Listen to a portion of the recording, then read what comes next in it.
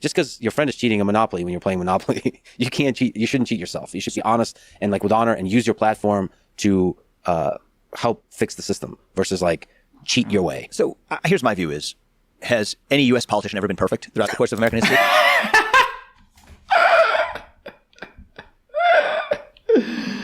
And you got the robot to laugh? You got the robot Lex to laugh, Vivek?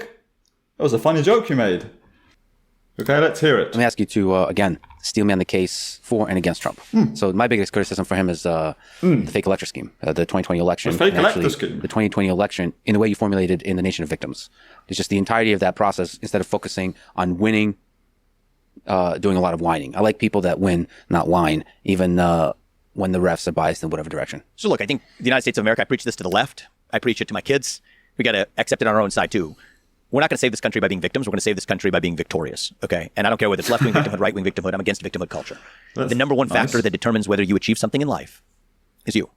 I believe that's not the only factor that matters. There's a lot of other factors that affect whether or not you succeed. Life is not fair. But I tell my kids the same thing. The number one factor that determines whether or not you succeed in achieving your goal is you. If I tell it to my kids and I preach it to the left, I'm going to preach that to our own side as well. Now, that being said, that's just a philosophy. Okay, that's a personal philosophy. You asked me to do something different, and I'm always a fan.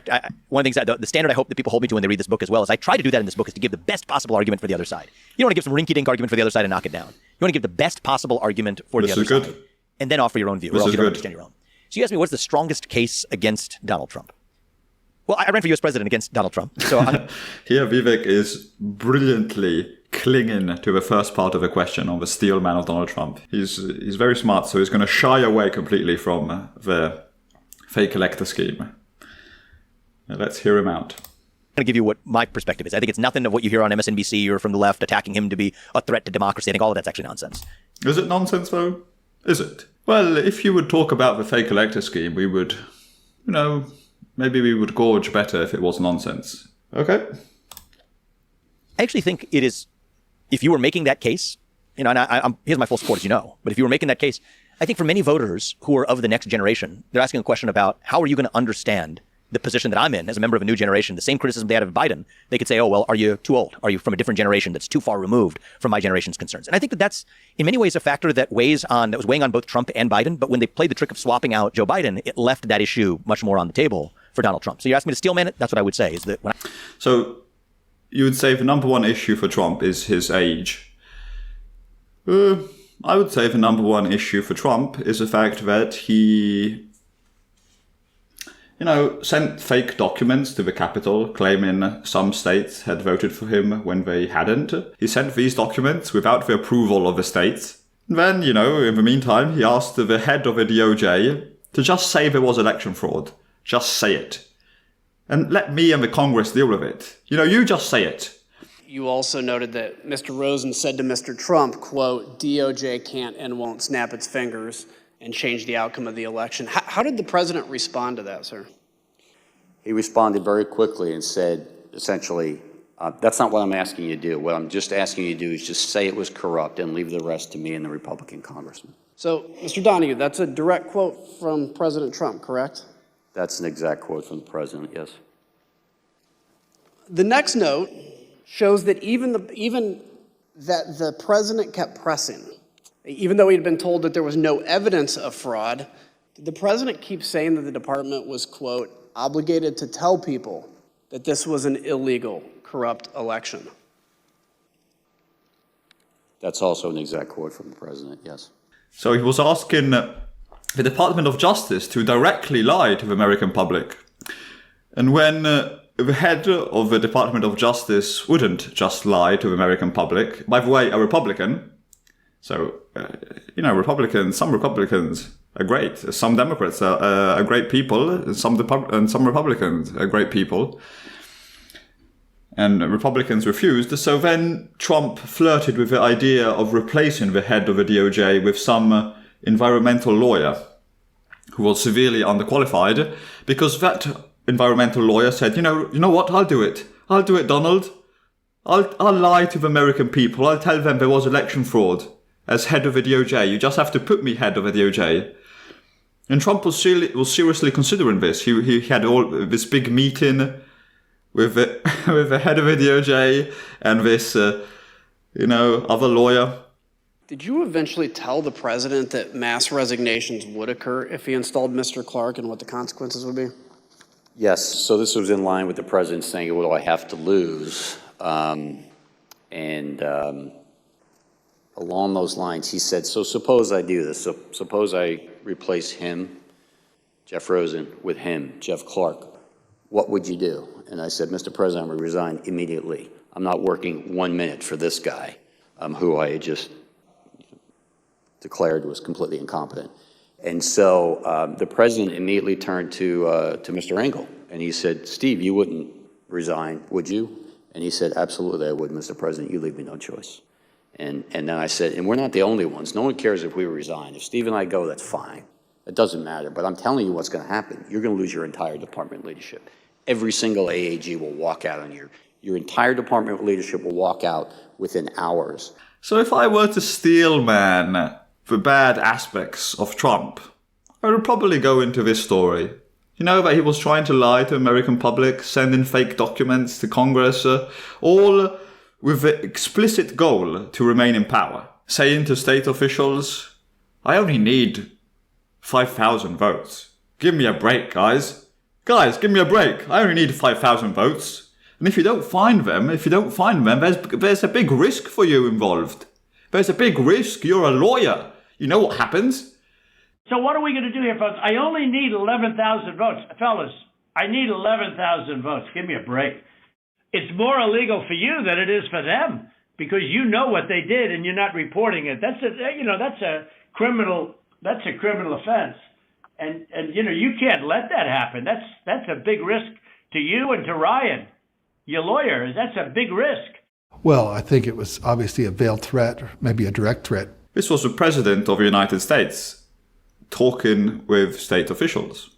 Maybe I would also talk about the fact that Trump's vice president says that Trump asked him to put him over the Constitution, to put Trump ahead of the Constitution.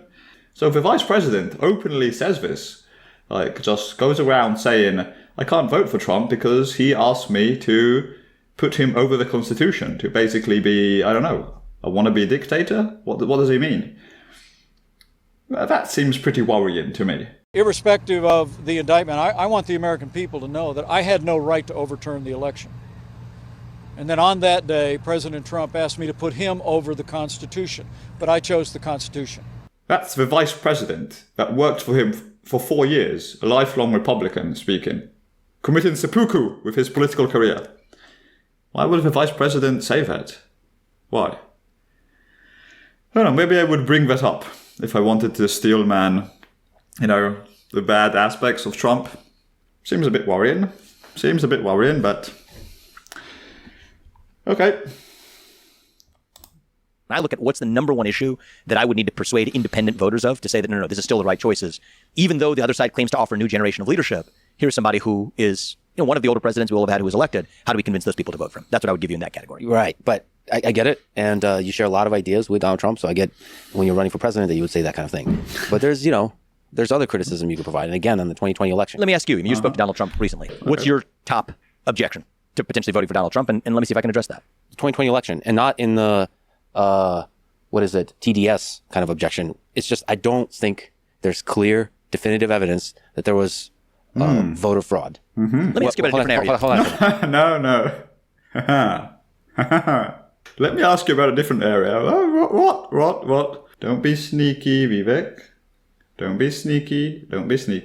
Good on Lex to interject. Hold on a second. I think there's a lot of interesting topics about the influence of media, of tech, and so on. Mm-hmm. But I want a president that has a good, clear relationship with the truth and knows what truth is, what is true, and what is not true. And moreover, I want a person who doesn't play victim, like you said, who focuses on winning and winning big. And if they lose, walk away with honor and win bigger next time, or channel that into growth and winning in some other direction. So just the strength of being able to give everything you got to win and walk away with honor if you lose. And why did you say? Why is Lex saying win so much? Winning. Everything that happened around 2020 election just goes against that to me. So I'll respond to that. Sure. Obviously, I'm not the candidate, but I'm going to give you my perspective nonetheless. I think we have seen some growth from Donald Trump over that first term and the experience of the 2020 election. And you hear a lot of that on the campaign trail. I heard a lot of that even in the conversation that he had with you. I think he is more ambitious for that second term than he was for that first term. So, Oh, God. Is that good growth? Is that a good kind of growth? Maybe. I thought that was the most interesting part of what you just said is you're looking for somebody who has growth from their own experiences. Say what you will, I have seen, personally, I believe, some meaningful level of personal growth and ambition for what Donald Trump hoped. I don't know if it's good that the guy who wanted to remain in power no matter what has grown his ambition even more. Is it good, Vivek? That the guy who had the ambition to be... I don't know how to put it. It seems like the vice president is saying that he had the ambition to be the king of the United States. He wanted to be king. He wanted to be ahead of the Constitution. He has grown his ambition even more. He wants to be even more ahead of the Constitution now. Yes, that's I'm not sure that's a good kind of growth. Hopes to achieve for the country in the second term that he wasn't able to for one reason or another. COVID, you could put a lot of different things on it, but in that first term. Now, I think the facts of the backdrop 2020 election actually really do matter. I don't think you can isolate one particular aspect of criticizing the 2020 election without looking at it holistically. On the eve of the 2020 presidential election, we saw a systematic, bureaucratically and government-aided suppression of probably the single most important piece of information released on the eve of that election, the Hunter Biden laptop story, revealing potentially a compromised U.S. presidential candidate. His family was compromised by foreign interests, and it was suppressed as misinformation by every major tech company. The New York Post had its own Twitter account locked at that time. And we now know that many of the censorship decisions made in the year 2020 were actually made at behest of U.S. bureaucratic actors in the deep state, threatening those tech companies to do it. Okay, so here he said some things that are correct, but then he embellished the story a lot. So here Vivek is saying some things that are correct in the sense that the Hunter Biden laptop story was indeed suppressed by tech companies and the New York Post, but it wasn't because the government directly threatened them. There was no direct threat from the government.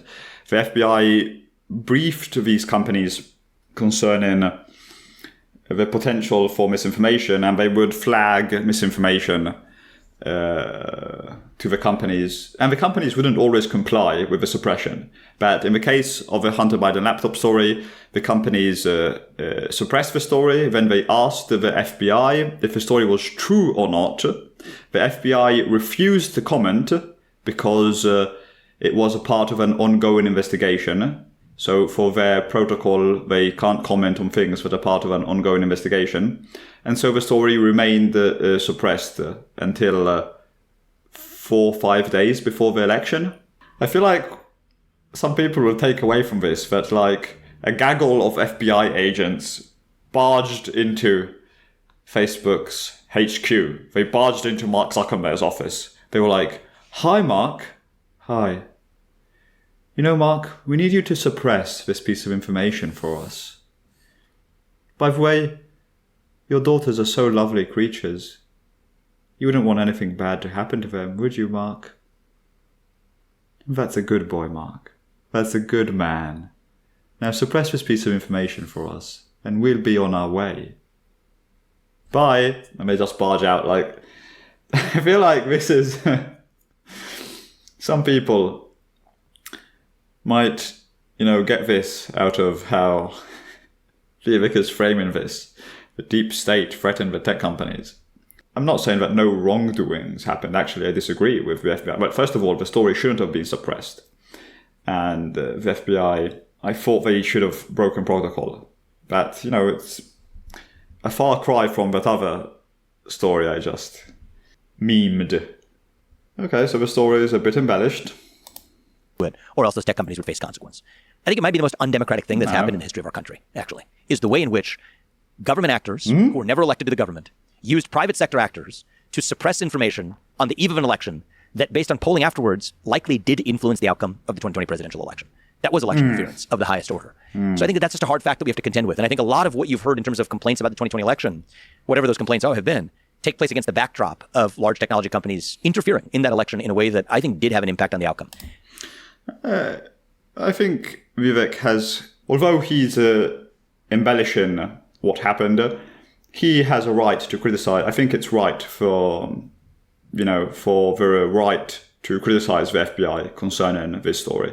I'm not sure, though, on the details of how impactful this story was going to be, considering that, Fox News covered the story.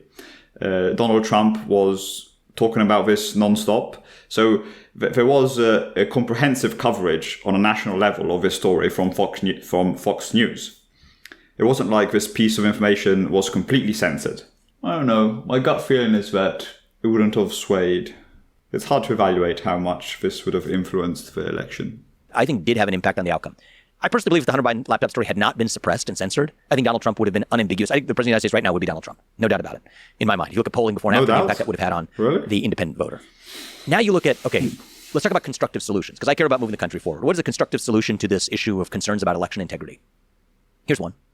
Single day voting on election day as a national holiday with paper ballots and government-issued voter ID to match the voter file.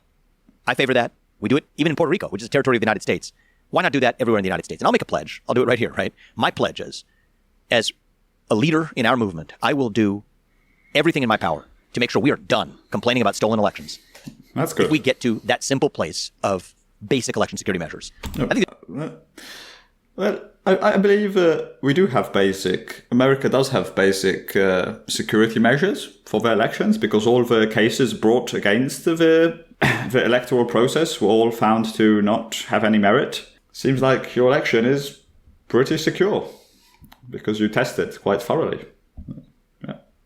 I don't think there's any real need for going back to paper ballots. Okay. It'd be unifying too. Make Election Day a national holiday that unites us around our civic purpose one day. Single day voting on Election Day is a national holiday with paper ballots and government-issued voter ID to match the voter file. Let's get there as a country, and you have my word. I will lead our movement in whatever way I can to make sure we are done complaining about stolen elections and fake ballots. And I think the fact that you see resistance to that proposal, which is otherwise very practical, very reasonable, nonpartisan proposal, I think the fact of that resistance actually provokes a lot of understandable skepticism. Yeah, but there's resistance because if you say, okay, we're going to accept your proposal, it gives the impression that the current system that seems to work well actually was a bit sketchy. So I understand why there would be some resistance in going back, because I would understand why there would be some resistance. Okay. Understandable skepticism of, okay, what else is actually going on? If not that, what exactly is going on here? Well, I think I agree with a lot of things you said. Probably disagree, but it's hard to disagree with the Hunter Biden laptop story, whether that would have changed the results of the election. Obviously. Right. I looked at some post-election polling about the views that we had. I can't prove that to you, but that's my instinct. It's my opinion. I think that's just one example. I agree with Lex here. Maybe a sexy example of a bias in the complex of the media, and there's bias in the other direction too. But probably there's bias. It's hard to characterize bias. Let me ask you one question about, because bias is one thing, bias in reporting, censorship is another. So I would be open-minded to hearing an instance of, and if I did hear it, I would condemn it, of the government systematically ordering tech companies to suppress information. The government wasn't systematically ordering the tech companies to suppress information. That was favorable to Democrats, suppress that information to lift up Republicans. If there was an instance that we know of government bureaucrats that were ordering technology companies covertly to silence information. No, there was no order. Voters otherwise would have had to advantage Republicans at the ballot box to censor it. I would be against that. And I would condemn that with equal force as I do to the suppression of the Hunter Biden laptop story, suppression and censorship of the origin of COVID-19. All happened in 2020. These are hard facts. By the way, another thing to add here is that the Trump administration would also, sometimes have requests for the tech companies to suppress some piece of information. I don't know. There's a lot of nuance that is missing here. I'm not aware of one instance. If you are aware of one, let me know, because I would condemn it. Most people in tech companies are privately, their political persuasion is on the left. And most journalists, the majority of journalists are on the left. But to characterize the actual reporting and the impact of the reporting in the media and the impact of the censorship is difficult to do. But that's a real problem, just like we talked about a real problem in immigration. But there's two different problems. I just want to sort them out, right? Because I have a problem with both. You talked about two issues. I think both are important, but they're different issues. One is bias in reporting. One is censorship of information. So bias in reporting, I felt certainly the recent presidential debate moderated by ABC was biased in the way that it was conducted. But that's a different issue from saying that voters don't get access to information through any source. So this Hunter Biden laptop story, we now know that it contains evidence of foreign interference in potentially the Biden administration and their family's incentive structure. That story was... We now know that the Republican Oversight Committee cleared Joe Biden from any wrongdoing regarding Ukraine. So that's another thing we know, but it would be nice to bring it up. Systematically suppressed. So in the United States of America, if you wanted to find that on the internet, through any major social media platform or through even Google search, that story was suppressed or downplayed algorithmically, that you couldn't see it. Even on Twitter, True. if you tried to send it via direct message, that's the equivalent of email, right? Sending a peer-to-peer message. They blocked you from even being able to send that story using private messages. That, I think, is a different level of concern. That's not bias at that point. That's outright interference in whether or not, that's outright interference in the election. Let's do a thought experiment here. Let's suppose that Russia orchestrated that. What would the backlash be? Let's say the Russian government orchestrated the U.S. election. They interfered in it by saying that tech companies, they worked with them covertly to stop U.S. citizens from being able to see information on the evening of the election. There would be a mass uproar in this country if the Russian government orchestrated that. Well, if actors in the U.S. government bureaucracy or the U.S. technology industry bureaucracy orchestrated the same thing, then we can't apply a different standard to say that if Russia did it, it's really bad and interfered in our election. But if it happened right here in the United States of America, and by the way, they blamed Russia for it, falsely, on the Russian disinformation of the Hunter Biden laptop story, that was a false claim. We have to apply the same standard in both cases. And so the fact that if that were Russian interference, it would have been an outcry, but now it happened domestically and we just call that, hey, it's a little bit of bias ahead of an election. I don't think that that's a fair characterization of how important that event was. Okay. No, I agree with Vivek on this point. It wouldn't be fair to just say it's a little bit of bias. I think clear rules have to be established regarding the FBI and these kinds of things. And there is merit in questioning whether the FBI in these cases should say, yes, this is a true story or this is not a true story, if they have knowledge of it being a true story or not. I think Vivek was actually correct on the very last thing he said there. So the connection of government to platform is that should not exist. Government, FBI, or anybody else should not be able to pressure platforms to censor information. Yes, we could talk about Paul Durov and the censorship there. There should not be any censorship, and should not be media bias. And you're right to complain if there is media bias, and we can lay it out in the open and try to fix that system. That said, the voter fraud thing, you can't right a wrong by doing another wrong. You can't just, if there's some shady stuff going on in the media and the censorship complex, you can't just make shit up. You can't do the fake elector scheme. Wow. And do a lot. Wow. Oh my God. The most feisty and holding people to the fire I've ever seen. Lex. Good on Lex, who gets a lot of crap for being a softball interviewer, which, I mean, I'm pretty sure he would admit it himself, that he is a softball interviewer. He's bringing back the fake elector scheme again with Voldemort.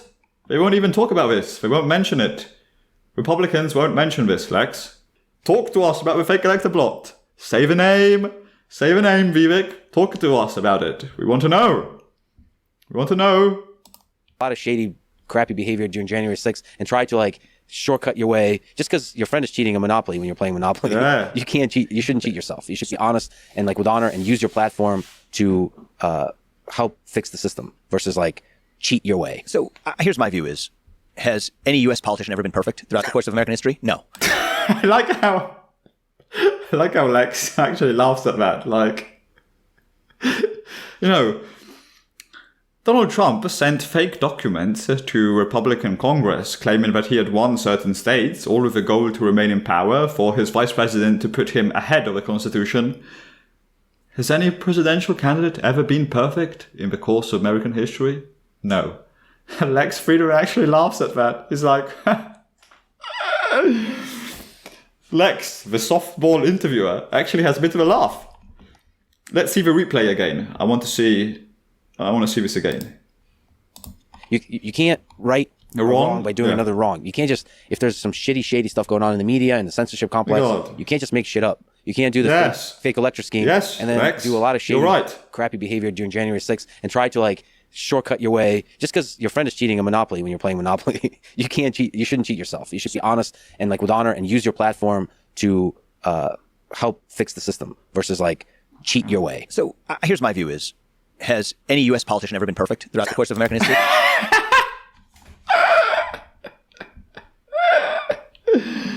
And you got the robot to laugh? You got the robot Lex to laugh, Vivek? That was a funny joke you made. You see, did Trump try to, quote unquote, steal an election? Did he try to subvert the Democratic vote? Well, yeah, maybe, but nobody's perfect, Lex. Nobody's perfect, Lex. We just wanted to do a bit of dictatorship, Lex. No president is perfect, Lex. Oh man. That was a good joke, Vivek. Stuff going on in the media and the censorship complex. You can't just make shit up. You can't do the fake elector scheme and then do a lot of shady, crappy behavior during January 6th and try to like shortcut your way just because your friend is cheating a Monopoly when you're playing Monopoly. Well said by Lex. We're going to see this for the third time right now, apparently. You can't cheat. You shouldn't cheat yourself. You should be honest and like with honor and use your platform to help fix the system versus like cheat your way. So here's my view is, has any U.S. politician ever been perfect throughout the course of American history? No. But if you want to understand the essence of what was going around in 2020, the mindset of the country, we had a year where people in this country were systematically locked down, told to shut up, sit down, do as they're told. Unless they're BLM or Antifa rioters, in which case it's perfectly fine for them to burn cities down. We were told that we're going to have an election, a free and fair election, and then they were denied information systematically heading into that election, which was really important and, in this case, damning information about one of the parties. And then you tell these people that they still have to continue to shut up and comply. Vivek, we want to know about the fake elector plot. Why won't you say the name? Say the name, Vivek. Say fake elector plot. It's not Voldemort. Now, this is the thing. Republicans are smart. They're really smart because their tactic has been, up until now, to pretend that this didn't happen. There was no fake elector scheme. And they're really smart, actually, about it because it's working. Their tactic is working. They're just like, we're never going to mention the name. We're just never going to mention it.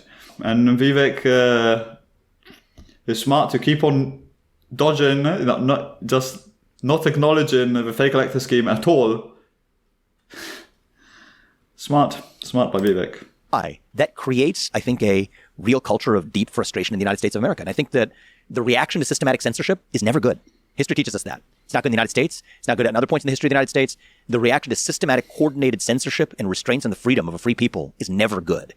And if you want to really understand what happened, if one really wants to get to the bottom of it rather than figuring out who to point fingers at, that really was the essence of the national malaise at the end of 2020. Does that justify, Vivek, the fact that Donald Trump asked the DOJ, the heads of the DOJ, so he went in and he didn't actually ask, he actually ordered them. He was like, just say the election was fraudulent and leave the rest to me.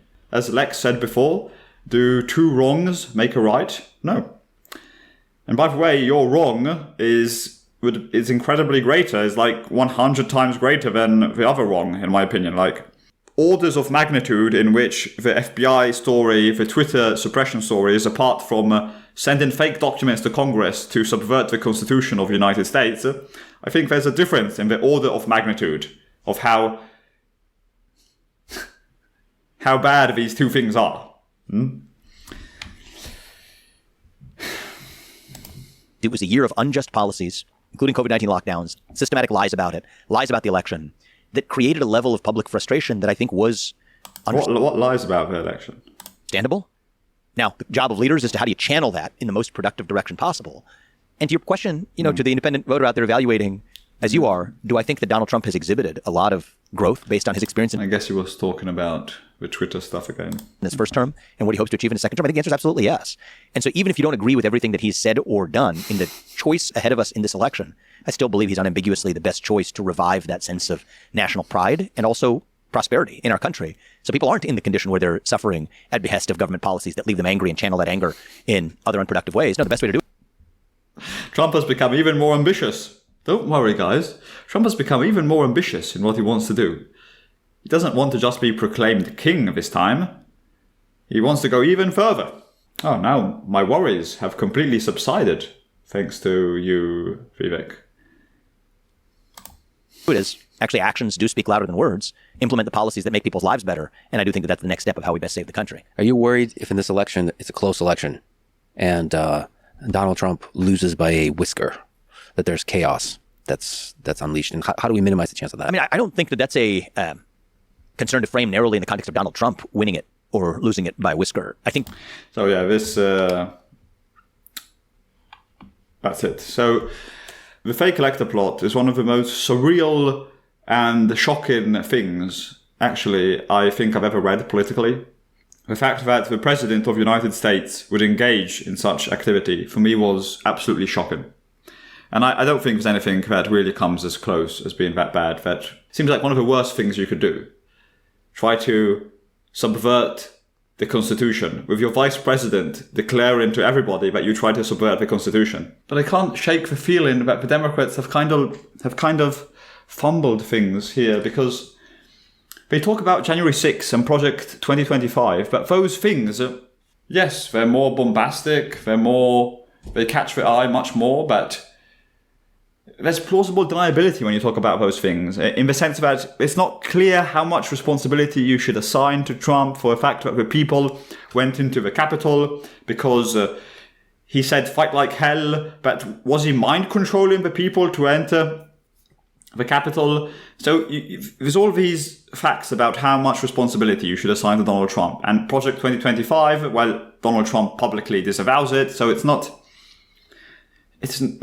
clear how much responsibility should Donald Trump have, because there's simply indirect links in a lot of this stuff, and it's harder to make the point, to make the case. But when you talk about the fake elector scheme, it's pretty evident. It's all very brazen, and it's all very out in the open. Trump sent in the fake documents, creating fraudulent documents, claiming that states had voted for him when they hadn't, and sending them to Congress. We have come to demand that Congress do the right thing and only count the electors who have been lawfully slated. When Trump goes to the head of the DOJ, well, first, one head of the DOJ, a lifelong Republican, well, he quits the job. He just quits. He says, look, I can't stand for all these fake claims you're making about election fraud. I'm just going to have to quit. You're bullshit. And he actually says bullshit. Okay? I had 3 discussions with the president that I can recall. One was on November 23rd, one was on December 1st, and one was on December 14th. And I've been through sort of the give and take of those discussions. And in that context, I made it clear I did not agree with the idea of saying the election was stolen and putting out this stuff, which I told the president was bullshit. So when Trump goes to the second head of the DOJ, Jeffrey Rosen, and then he says, look, Jeffrey, just say the election was fraudulent and leave the rest to me and the Republican congressmen. Leave the rest to me. Just lie to the American public. Just lie, Jeffrey, and leave the rest to me and the Republican congressmen. A direct order from the president to the DOJ. And of course the DOJ doesn't comply with this order because a lot of Republicans are good people. A lot of Republicans are good people, so they don't comply with this order of Trump. And so then, you know what Trump does? Well, Trump says, maybe I can replace the head of the DOJ with this environmental lawyer who says he will say there is election fraud. Yeah, maybe I should do that. Do you realize how totally unhinged this stuff is? And then Trump will call his vice president and tell him, no matter what, we're going to remain in power. You're too honest. Oh yeah. He calls him and he says, you're too honest, Mike. Mike, you're too honest. What do you think he meant when he said, you're too honest, Mike? Do you think Trump meant he was being honest when he was doing all this scheme, this fake elector scheme of sending these fraudulent documents to Congress? But Democrats don't talk about this stuff. I don't understand why. When Trump was calling the governors and asking them to lie. He was calling everybody asking them to lie. And because a lot of Republicans are good people, like a lot of Democrats are good people. A lot of Republicans and a lot of Democrats are good people. And so a lot of Republicans were not complying with Trump's orders, with Trump's pressure. And then boom, president comes on. He said, well, unfortunately, we've got a lot of fraud all across the country. And then Rudy says, well, we've heard that there's an arcane law in Arizona that the legislature has the authority that if the legislature feels that there's doubt in the election, that they can set aside the Biden electors and send the Trump electors to Washington. I said, wait a minute. I've never heard of that before. That's a new one on me. So is it clear in your mind that President Trump basically wanted you to overturn the result in Arizona? Of course he did. I mean, he wanted me to send him in. And I said, Mr. President, I campaigned for you, I walked for you, and I voted for you. But I will do nothing illegal for you. I will do nothing illegal for you. And Trump saying, you could be in a lot of trouble. You could be in a lot of trouble if you don't do what I say. Really, are you sure you're not going to do it? Are you sure you're not going to find the votes? Because then that will reflect very poorly on you. It will reflect very poorly on you. That would be, you could get in legal trouble. You could get in a lot of legal trouble if you don't know that. You're a lawyer. You know, calling the governor is saying this kind of crap, this kind of nonsense. The Republican defense is to say, people are not perfect. We're not perfect. No presidential candidate is going to be perfect. Which is actually better. And I will give Vivek a small amount of credit here. It's actually better than just keep on saying the lie that the election there was fraud in the election process. Like, how terrible is that for your country? How terrible is that for the United States of America? Just keep on saying that there's election fraud in the elections that go on. We need a united America. Well, okay. Love you all.